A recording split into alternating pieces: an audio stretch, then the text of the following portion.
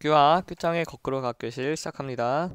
오늘의 배움 주제는 다음과 같습니다. 오늘은 지난 시간에 정전기에 대해 배웠죠. 오늘은 이제 좀 더 심화된 정전기 유도 현상을 배우고 그것을 설명해 보도록 하겠습니다. 자, 우리가 이런 경우를 한번 생각을 해볼게요. 지난 시간에 정전기를 배웠잖아요. 그 정전기가 생긴, 즉 대전된 물체가 있고, 대전된 물체가 하나 있고, 또 하나의 물체는 전혀 전기를 띠지 않는 그냥 중성의 물체, 전기가 없는 그냥 일반적인 물체가 있다고 했을 때 이 둘을 과연 가까이 하면 어떻게 될 거냐, 그 물음에서 시작을 한 겁니다. 그런데 아주 결과는 놀라운 결과가 나타나게 되는 거죠. 자, 가령 예를 드는 게 제일 많이 예를 드는 게 바로 대전된 막대와 중성 상태의 캔을 놓고서 갖다 대면 어떻게 되냐 이건데요. 예를 들어 음전하를 띠고 있는 마이너스로 대전된 물체가 있다고 해봅시다. 얘는 대전됐어요. 이 캔은 전기를 띠지 않는 중성 상태의 캔이에요. 이 대전된 막대를 여기다 가까이 갖다 대는 거예요. 그럼 어떻게 되냐? 이 캔이 이 대전된 물체를 향해서 굴러오게 됩니다. 즉 잡아당겨진다는 거죠. 이게 왜 그런 것이냐? 얘는 전기를 안 띠는데, 전기력이라고 하는 것은 플러스나 플러스 간의 청력, 혹은 마이너스와 마이너스 간의 청력, 혹은 플러스와 마이너스 간의 인력, 이렇게 세 가지가 있다고 했는데 얘는 중성이고 얘는 마이너스 상태인데 왜 이렇게 끌려오느냐?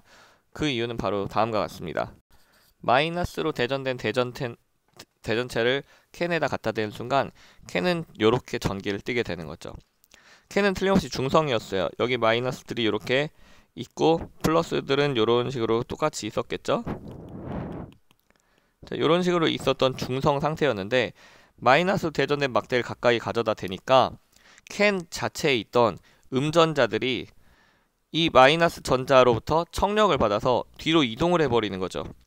그렇게 해서 이 음전자들이 피해버리니까 이쪽으로 다 몰려버리니까 이쪽은 상대적으로 마이너스가 많아져서 전체적으로 음전자를 띠게 되고 음전하를 띠게 되고, 이쪽은 상대적으로 마이너스들이 도망가서 플러스가 많아지니까 양전하를 띠게 되는 거죠. 그러다 보니까 막대는 마이너스, 막대와 가까운 쪽은 플러스 이다 보니까 서로 잡아당기게 돼서 캔이 굴러가게 된다라는 겁니다.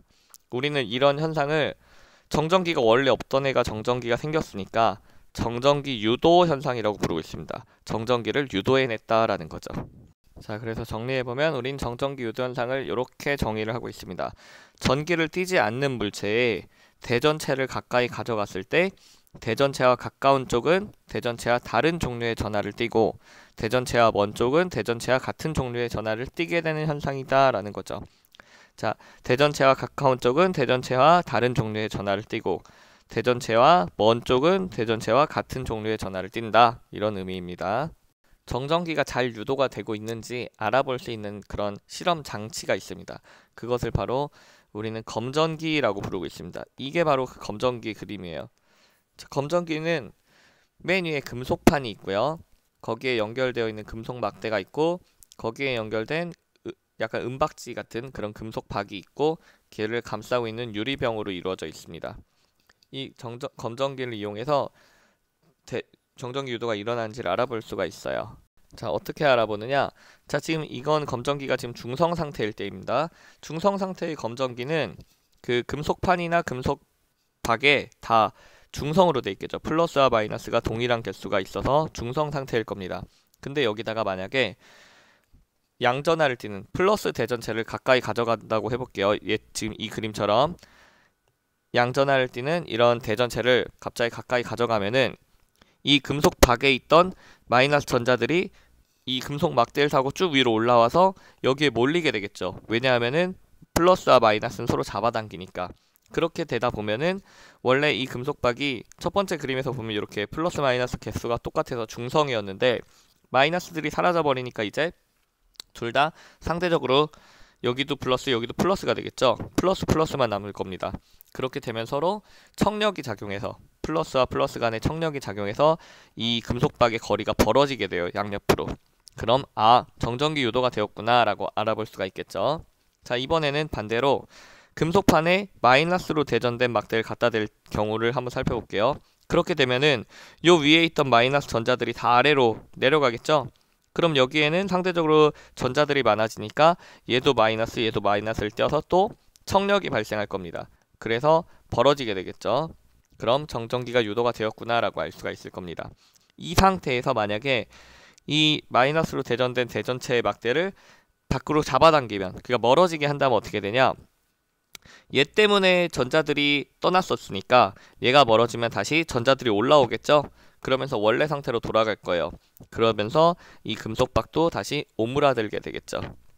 자, 이렇게 해서 어떤 대전된 물체를 갖다 대보면은, 금속판에 갖다 대보면 정전기 유도가 된다 안 된다 이런 것을 알 수 있는 장치가 바로 이 검전기라고 하는 장치입니다.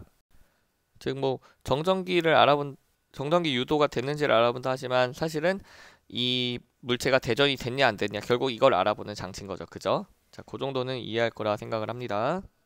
자, 선생님은 오늘 저녁에 짜장면을 먹었습니다.